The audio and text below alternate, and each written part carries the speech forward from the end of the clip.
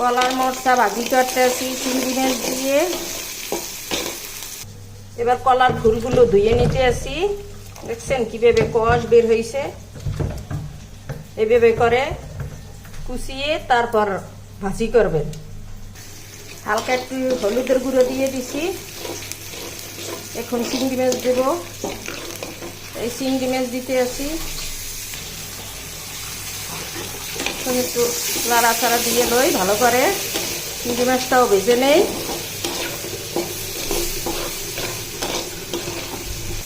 কলার মশলাটা দিয়ে দেই।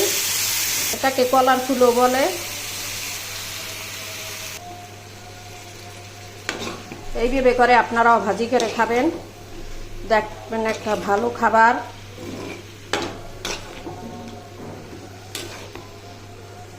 কলার ফুল ভাজা শেষ। এখন একটু ধনিয়া পাতা দিয়ে দেই।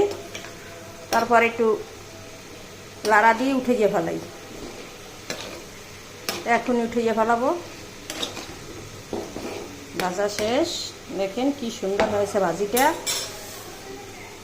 ঢাকনা দিয়ে ঢেকে দিছি।